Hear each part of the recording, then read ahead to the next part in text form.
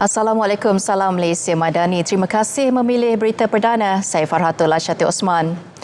Baik, saudara, kita ikuti sekarang peristiharaan tarikh permulaan puasa oleh penyimpan Mohor Besar Raja-Raja Tan Sri Syed Daniel Syed Ahmad.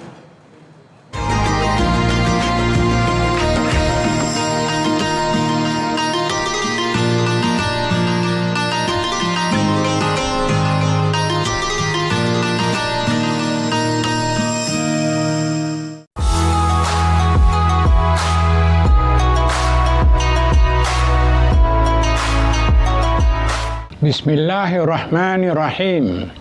Bagi menyempurnakan titah perintah ke bawah Duli Yang Maha Mulia Seri Paduka Baginda Yang di-Pertuan Agong, setelah diperkenankan oleh Duli Yang Maha Mulia Raja-Raja, maka adalah dengan ini saya mengisytiharkan bahawa tarikh permulaan puasa bagi negeri-negeri seluruh Malaysia adalah pada hari Khamis 19 Februari 2026.